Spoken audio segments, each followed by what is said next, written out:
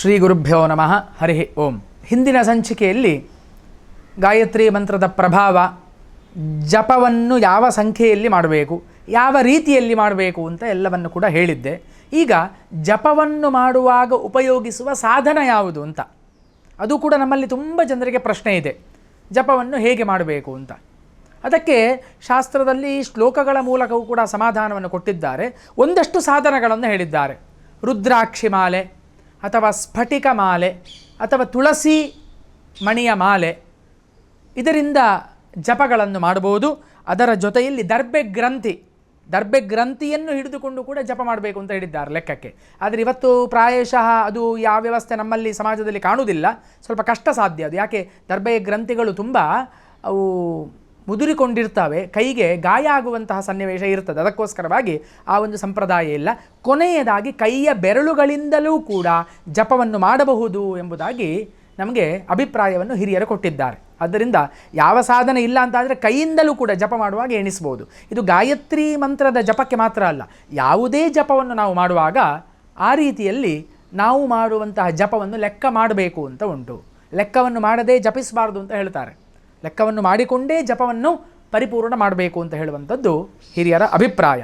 ಹಾಗೆ ಒಂದು ಮಂತ್ರವು ನಮಗೆ ಹೇಗೆ ಫಲಿಸ್ತದೆ ಅಂತ, ಮಂತ್ರ ಫಲಿಸಲಿಕ್ಕೆ ಒಂದಷ್ಟು ಕಾರಣಗಳನ್ನು ಹೇಳಿದ್ದಾರೆ. ಅದು ತುಂಬ ತುಂಬ ಮುಖ್ಯವಾದಂತಹ ವಿಚಾರ. ನಮಗೆ ಯಾವುದೋ ಒಂದು ಮಂತ್ರ ಪುಸ್ತಕದಲ್ಲಿ ಸಿಕ್ಕಿತು ಅಥವಾ ಬರೆದಿದ್ದಾರೆ, ಈ ಮಂತ್ರವನ್ನು ಜಪ ಮಾಡಿದರೆ ನಿನಗೆ ಒಳ್ಳೆಯ ಮಕ್ಕಳು ಹುಟ್ಟುತ್ತಾರೆ, ಒಳ್ಳೆಯ ಉದ್ಯೋಗ ಪ್ರಾಪ್ತಿಯಾಗ್ತದೆ, ಒಳ್ಳೆಯ ಮನೆ ಸಿಗ್ತದೆ ಅಂತ. ಹಾಗೇ ನಾವು ಆ ಪುಸ್ತಕದಲ್ಲಿದ್ದಂತಹ ಮಂತ್ರವನ್ನು ಜಪಿಸುವಂಥದ್ದಲ್ಲ. ಅದಕ್ಕೆ ಒಂದಷ್ಟು ಸಂಪ್ರದಾಯವನ್ನು ಹೇಳಿದ್ದಾರೆ. ಮಂತ್ರವನ್ನು ಈ ರೀತಿಯಲ್ಲಿ ಜಪಿಸಿದಾಗಲೇ ಮಂತ್ರಸಿದ್ಧಿ ಆಗ್ತದೆ ಎಂಬುದಾಗಿ. ಉಪದೇಶಶ್ಚ ಸಾಮರ್ಥ್ಯಾತ್ ಶ್ರೀ ಗುರೋಶ್ಚ ಪ್ರಸಾದತಃ ಮಂತ್ರ ಪ್ರಭಾವಾತ್ ಭಕ್ತಿಯಾಚ ಮಂತ್ರಸಿದ್ಧಿ ಪ್ರಜಾಯತೆ ಅಂತ ಹೇಳಿದರು. 4 ಕಾರಣಗಳನ್ನು ಹೇಳಿದ್ದಾರೆ ಮಂತ್ರಸಿದ್ಧಿ ಯಾವಾಗ ಆಗುವುದು ಅಂತ. ಇದು ಗಾಯತ್ರಿಗೆ ಮಾತ್ರ ಅಲ್ಲ, ಪ್ರತಿಯೊಂದು ನಾವು ಜಪಿಸುವಂತಹ ಮಂತ್ರಕ್ಕೆ ಗುರುವಿನ ಅನುಗ್ರಹ ಬೇಕು. ಗುರುವಿನ ಅನುಗ್ರಹ ಇಲ್ಲದ, ಅದಕ್ಕೆ ಮಂತ್ರವನ್ನು ಉಪದೇಶ ತೆಗೊಳ್ಳುವಾಗ ಗುರುವಿನ ಮೂಲಕ ತೆಗೊಳ್ಬೇಕು ಅಂತ ಹೇಳುವಂಥದ್ದು. ಯಾವುದೋ ಪುಸ್ತಕದಲ್ಲಿ ಹೇಳಿದ್ದು ಅಥವಾ ಟಿ ವಿಯಲ್ಲಿ ಬಂದ ಮಂತ್ರವನ್ನು ನಾವು ನಮ್ಮಷ್ಟಕ್ಕೆ ಜಪಿಸುವಂಥದ್ದಲ್ಲ. ಆಗ ನಮಗೆ ಸಿದ್ಧಿ ಆಗುವುದಿಲ್ಲ, ಅದರಿಂದ ಅನರ್ಥಗಳೇ ಜಾಸ್ತಿ. ಆದ್ದರಿಂದ ಒಳ್ಳೆಯ ಗುರುವನ್ನು ಆರಿಸಬೇಕು. ಗುರುವನ್ನು ಆರಿಸುವಾಗಲೂ ಕೂಡ ಜವಾಬ್ದಾರಿ ಉಂಟು. ಇವತ್ತು ಏನಾಗಿದೆ ಅಂತ ಹೇಳಿದರೆ, ಸಮಾಜದಲ್ಲಿ ಬೇರೆ ಬೇರೆ ರೀತಿಯಲ್ಲಿ ನಮ್ಮನ್ನು ಜನ ಮೋಸ ಮಾಡ್ತಾ ಇದ್ದಾರೆ. ತಾನು ಗುರು ಅಂತ ತಾವೇ ಹೇಳಿಕೊಂಡು ಹಣೆಗೆ ದೊಡ್ಡ ವಿಭೂತಿ ಇತ್ಯಾದಿಗಳನ್ನು ಹಚ್ಚಿಕೊಂಡು, ಅದೇ ರೀತಿಯಾಗಿ ಚಿನ್ನದ ಸರಗಳು, ಕೈಗೆ ಚಿನ್ನದ ಖಡ್ಗಗಳನ್ನು ಹಾಕಿಕೊಂಡು, ದೊಡ್ಡ ಕುಂಕುಮವನ್ನು ಇಟ್ಟುಕೊಂಡು ನೋಡಿದರೆ ಏನೋ ಸ್ವರ್ಗದಿಂದಲೇ ಇಳಿದು ಬಂದಿದ್ದಾನೆ ಅಂತ ಅನ್ನಿಸಬೇಕು. ಅಂತಹ ಅಜ್ಞಾನಿಗಳು ಇವತ್ತು ನಮ್ಮನ್ನು ದಾರಿ ತಪ್ಪಿಸ್ತಾ ಇದ್ದಾರೆ. ಟಿ ವಿಯಲ್ಲಿ ಬಂದು ಈ ಮಂತ್ರ ಜಪ ಮಾಡಿ, ನಿಮಗೆ ಈ ದೋಷ ಉಂಟು, ಈ ಮಂತ್ರ ಜಪ ಮಾಡಿ, ಹೀಗೆ ಮಾಡಿ, ಹಾಗೆ ಮಾಡಿ ಅಂತ ಹೇಳುವಂಥದ್ದು. ಗೊತ್ತಾಯ್ತು? ಅದಕ್ಕೆ ನಾವು ಯಾರೂ ಕೂಡ ಬಲಿ ಆಗಬಾರದು. ನಮಗೆಲ್ಲರಿಗೂ ಕೂಡ ವಿವೇಕ ಪ್ರಜ್ಞೆ ಅಂತ ಹೇಳುವಂಥದ್ದಿದೆ. ಎಂತಹ ಕಷ್ಟ ಬಂದಾಗಲೂ ಕೂಡ ವಿವೇಕ ಪ್ರಜ್ಞೆಯ ಮೂಲಕ ನಾವು ಮುಂದುವರಿಬೇಕು. ಇದು ನಾನು ಮಾಧ್ಯಮದ ಮೂಲಕ ಎಲ್ಲರಿಗೂ ಕೂಡ ಒಂದು ಸೂಚನೆಯನ್ನು ಕೊಡ್ತಾ ಇದ್ದೇನೆ. ಆದ್ದರಿಂದ ಯಾರ್ಯಾರು ಟಿ ವಿಯಲ್ಲಿ ಅಲ್ಲಿ ಹೇಳಿದ ಮಂತ್ರವನ್ನು ನಾವು ಜಪಿಸುವಂಥದ್ದಲ್ಲ. ಒಳ್ಳೆಯ ಗುರುವನ್ನು ಆರಿಸಿ, ಶ್ರೀ ಗುರೋಶ್ಚ ಪ್ರಸಾದತಃ ಅಂತಹ ಗುರುವನ್ನು ಆರಿಸಬೇಕು. ಹಾಗೆ ಸಮರ್ಥವಾದಂತಹ ಉಪದೇಶವನ್ನು ತಗೊಳ್ಬೇಕು. ಯಾವ್ಯಾವುದೋ ಮಂತ್ರವನ್ನು ಈಗ ಕೆಲವರು ತಾವೇ ಸ್ವಯಂ ಋಷಿಗಳು ಅಂತ ತಿಳಿದುಕೊಂಡು ತಾವೇ ಮಂತ್ರಗಳನ್ನು ರಚನೆ ಮಾಡಿ ಉಪದೇಶ ಕೊಡ್ತಾರೆ. ಹಾಗಲ್ಲ, ಋಷಿಗಳಿಂದ ಪ್ರೋಕ್ತವಾದಂತಹ ಮಂತ್ರ ಏನುಂಟು, ನಮಗೆ ಸನಾತನ ಧರ್ಮ ಗ್ರಂಥಗಳಲ್ಲಿ ಯಾವ ಯಾವ ಮಂತ್ರಗಳನ್ನೆಲ್ಲ ಹೇಳಿದ್ದಾರೆ, ಆ ಮಂತ್ರವನ್ನು ಸರಿಯಾದ ಗುರುವಿನ ಮೂಲಕ ಉಪದೇಶ ತೆಗೆದುಕೊಳ್ಳಬೇಕು. ಅದು ಸಹ ಬಹಳ ಮುಖ್ಯವಾದದ್ದು. ಸುಮ್ಮನೆ ಮನಸ್ಸಿಗೆ ಬಂದಂತಹ ಮಂತ್ರಗಳನ್ನೆಲ್ಲ ಉಪದೇಶ ತೆಗೆದುಕೊಂಡು ಅನುಷ್ಠಾನ ಮಾಡುವಂಥದ್ದಲ್ಲ. ಹಾಗೆ ಇನ್ನೊಂದು ಏನು ಅಂತ ಕೇಳಿದರೆ, ಶಿಷ್ಯನ ಒಂದು ಭಕ್ತಿ ಅಂತ ಹೇಳುವಂಥದ್ದು. ಭಕ್ತಿ ಇರಬೇಕು ನಮಗೆ ಆ ಮಂತ್ರದಲ್ಲಿ, ಆ ಮಂತ್ರೋಕ್ತವಾದಂತಹ ದೇವತೆಯಲ್ಲಿ. ಈ ಮಂತ್ರವನ್ನು ನಾನು ಜಪಿಸಿದ್ದೆ ಆದರೆ ನನಗೆ ಯಶಸ್ಸು ಪ್ರಾಪ್ತಿಯಾಗ್ತದೆ ಅಂತ ಹೇಳುವಂತಹ ಒಂದು ದೃಢವಾದಂತಹ ವಿಶ್ವಾಸ ಮತ್ತು ಭಕ್ತಿ ಇದು. ಅದಲ್ಲದೆ ಮಂತ್ರದ ಪ್ರಭಾವ, ಆ ಮಂತ್ರಕ್ಕೆ ಮಂತ್ರದ ಪ್ರಭಾವ ಯಾವಾಗ ಅಂತ ಹೇಳಿದರೆ ಅದು ಋಷಿಗಳಿಂದ ಪ್ರೋಕ್ತವಾದಾಗ ಮಾತ್ರ. ಹಾಗೆ ಈ 4 ಅಂಶದಿಂದ ಮಂತ್ರಸಿದ್ಧಿ ಪ್ರಜಾಯತೆ. ಯಾವುದೆಲ್ಲ? ಉಪದೇಶ ಸಾಮರ್ಥ್ಯಾತ್, ಉಪದೇಶದ ಒಂದು ಸಾಮರ್ಥ್ಯ, ಶ್ರೀ ಗುರೋಶ್ಚ ಪ್ರಸಾದದ ಗುರುವಿನ ಅನುಗ್ರಹ, ಹಾಗೆ ಮಂತ್ರ ಪ್ರಭಾವಾದ ಉತ್ತಮವಾದಂತಹ ಮಂತ್ರದ ಆಯ್ದುಕೊಳ್ಳುವಿಕೆ, ಭಕ್ತಿ ಆಚ ಭಕ್ತಿ, ಇದು 4 ಸೇರಿದಾಗ ಮಾತ್ರ ಮಂತ್ರ ಸಿದ್ಧಿ ಆಗ್ತದೆ ಅಂತ ಹೇಳಿದ್ದಾರೆ. ಆದ್ದರಿಂದ ಸಿಕ್ಕಾಪಟ್ಟೆ ಬೇರೆ ಬೇರೆ ಮಂತ್ರಗಳನ್ನು ಸಿಕ್ಕ ಅಜ್ಞಾನಿಗಳಿಂದ ನಾವು ಉಪದೇಶ ಪಡೆದುಕೊಂಡು ಮೋಸ ಹೋಗುವಂಥದ್ದಲ್ಲ. ಅದರಿಂದ ನಮಗೆ ಅನಿಷ್ಟಗಳೇ ಜಾಸ್ತಿ. ಪುನಃ ನಾನು ಎಚ್ಚರಿಕೆಯನ್ನು ಕೊಡ್ತೇನೆ. ಆದ್ದರಿಂದ ಬಹಳ ಜಾಗರೂಕರಾಗಿ ಮಂತ್ರಗಳನ್ನು ಅನುಷ್ಠಾನ ಮಾಡುವಾಗ ಇರಬೇಕಾಗ್ತದೆ. ಆದ್ದರಿಂದ ಇದು ಗಾಯತ್ರಿ ಮಂತ್ರಕ್ಕೂ ಕೂಡ ಅನ್ವಯವಾಗ್ತದೆ. ಗಾಯತ್ರಿ ಮಂತ್ರವನ್ನು ಕೂಡ ಹಾಗೆ ಯಾರಿಗೆ ಅಧಿಕಾರ ಉಂಟು, ಉಪನಯನಾದಿ ಸಂಸ್ಕಾರಗಳು ಯಾರಿಗೆ ಆಗಿದೆ ಅವರು ಮಾತ್ರ ಅನುಷ್ಠಾನ ಮಾಡಿ, ಸ್ವರಯುಕ್ತವಾಗಿ ಅನುಷ್ಠಾನ ಮಾಡಬೇಕು. ಮತ್ತು ಅಂತ್ಯಜರಿಗೆ, ಅದಿಲ್ಲ ಉಪನಯನ ಆಗದೇ ಇರುವವರಿಗೆ, ಸ್ತ್ರೀಯರಿಗೆಲ್ಲ ಬೇಕಾದಷ್ಟು ಮಂತ್ರಗಳುಂಟು, ನಾಮಮಂತ್ರಗಳು ಅಂತ ಉಂಟು ನಮ್ಮಲ್ಲಿ. ನಾನು ಈಗ ಉಪದೇಶ ಅಂತ ಹೇಳುವಂಥದ್ದು ವೇದ ಮಂತ್ರಗಳಿಗೆ ಮತ್ತು ಮೂಲ ಮಂತ್ರಗಳಿಗೆ ಮಾತ್ರ ಗುರುವಿನ ಉಪದೇಶದಿಂದ ಆಗಬೇಕು ಅಂತ. ಈಗ ಒಂದಷ್ಟು ನಾಮಮಂತ್ರಗಳುಂಟು, ಅಚ್ಯುತಾಯ ನಮಃ, ಅನಂತಾಯ ನಮಃ, ಗೋವಿಂದಾಯ ನಮಃ ಅಂತ. ಅಥವಾ ರಾಮ ಮಂತ್ರ ಉಂಟು, ರಾಮ ತಾರಕ, ಶ್ರೀರಾಮ ಜಯ ರಾಮ ಜಯ ಜಯ ರಾಮ. ಅಥವಾ ಹರೇ ರಾಮ ರಾಮ ರಾಮ ಹರೇ ಹರೇ, ಹರೇ ಕೃಷ್ಣ ಕೃಷ್ಣ ಕೃಷ್ಣ ಹರೇ ಹರೇ ಅಂತ ಹೇಳುವಂತಹ ಸುಲಭವಾದಂತಹ ಮಂತ್ರ. ದೇವಿಗೆ ಸಂಬಂಧಪಟ್ಟದ್ದಾದರೆ ಸರ್ವಮಂಗಲ ಮಾಂಗಲ್ಯ ಇತ್ಯಾದಿ ಮಂತ್ರಗಳನ್ನು ನಾವೇ ಅನುಷ್ಠಾನ ಮಾಡ್ಬೋದು. ಅದಕ್ಕೇನು ಗುರುವಿನ ಉಪದೇಶ ಬೇಕು ಅಂತ ಇಲ್ಲ. ಆದರೆ ತೆಗೆದುಕೊಂಡ್ರೆ ನಮಗೆ ಒಳ್ಳೆಯದು. ಗುರುವಿನ ಮೂಲಕ ಬಂದರೆ ಇನ್ನೂ ಒಳ್ಳೆಯದು.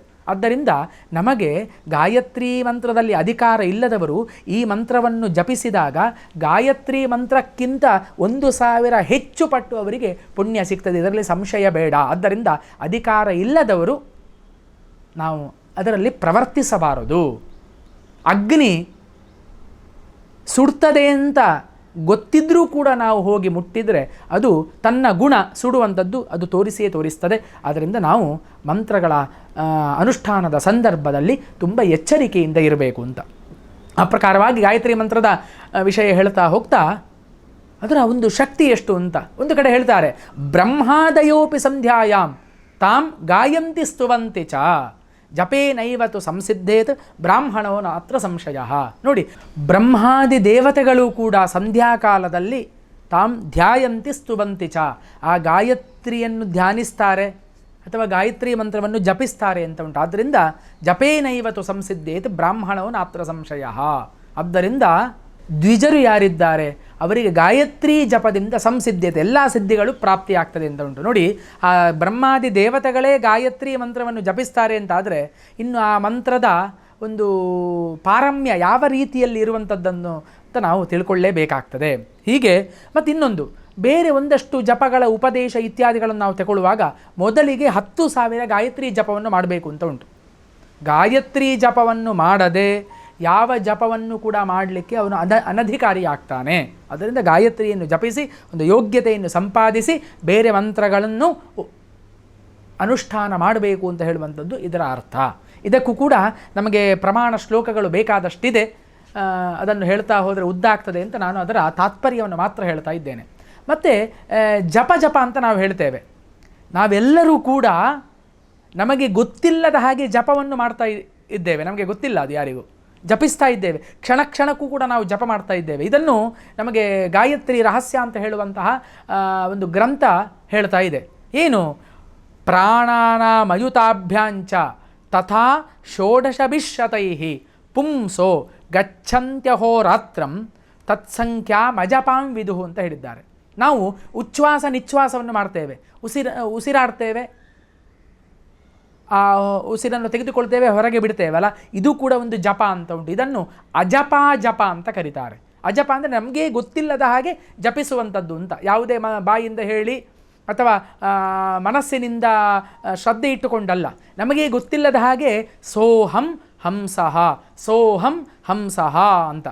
ಆ ಉಸಿರನ್ನು ತೆಗೆದುಕೊಳ್ಳುವಾಗ ಸೋಹಂ, ಬಿಡುವಾಗ ಹಂಸಃ, ಅಥವಾ ತೆಗೆದುಕೊಳ್ಳುವಾಗ ಹಂಸಃ ಮತ್ತು ಬಿಡುವಾಗ ಸೋಹಂ, ಅಂದರೆ ನಾನೇ ಭಗವಂತನಾಗಿದ್ದೇನೆ ಅಂತ ಹೇಳುವಂತಹ ಜಪವನ್ನು ನಾವು ಪ್ರತಿ ದಿವಸವೂ ಕೂಡ 21,600 ಬಾರಿ ನಾವು ಮಾಡ್ತೇವೆ. ನೋಡಿ, ವಿಜ್ಞಾನಿಗಳಿಗೂ ಕೂಡ ಹೇಳಲಿಕ್ಕಾಗಿದ ಇಲ್ವ ಗೊತ್ತಿಲ್ಲ, ಶಾಸ್ತ್ರ ಹೇಳ್ತಾ ಇದೆ ಪ್ರತಿಯೊಬ್ಬ ಮನುಷ್ಯನೂ ಕೂಡ ಪ್ರತಿ ದಿವಸ 24 ಗಂಟೆಗಳಲ್ಲಿ 21,600 ಬಾರಿ ಉಚ್ಛ್ವಾಸ ನಿಶ್ವಾಸವನ್ನು ಮಾಡ್ತಾನೆ ಅಂತ. ಅದು ಕೂಡ ಜಪ ಅಂತ ಹೇಳ್ತಾ ಇದೆ. ಅದನ್ನು ಅಜಪ ಜಪ ಅಂತ ಕರೀತಾರೆ. ಅದನ್ನೇ ಅಜಪ ಮಂತ್ರ ಅಂತ. ಸೋಹಂ ಹಂಸಃ ಸೋಹಂ ಹಂಸಃ. ಆದ್ದರಿಂದ ನಾವೆಲ್ಲರೂ ಕೂಡ ಪುಣ್ಯಾತ್ಮರೇ. ಪ್ರತಿ ಕ್ಷಣದಲ್ಲಿಯೂ ಕೂಡ ನಾವು ಆ ಜಪವನ್ನು ನಮಗೆ ಗೊತ್ತಿಲ್ಲದ ಹಾಗೆ ಮಾಡ್ತಾ ಇದ್ದೇವೆ. ಬೇರೆ ಎಲ್ಲ ಜಪಗಳನ್ನು ನಾವು ಗೊತ್ತಿದ್ದು ಮಾಡೋದು, ಇದು ಗೊತ್ತಿಲ್ಲದ ಹಾಗೆ ಈ ಜಪವನ್ನು ನಾವು ಮಾಡ್ತಾ ಇದ್ದೇವೆ. ಆದ್ದರಿಂದ ನಾವು ಎಂತಹ ಈ ಮನುಷ್ಯ ಶರೀರ ಅಂತ ಹೇಳುವಂಥದ್ದು ಎಂತಹ ಸೌಭಾಗ್ಯದಿಂದ ನಮಗೆ ಪ್ರಾಪ್ತಿಯಾಗಿದೆ ಅಂತ ಹೇಳುವಂಥದ್ದು ನಾವು ತಿಳ್ಕೊಳ್ಬೇಕಾಗ್ತದೆ.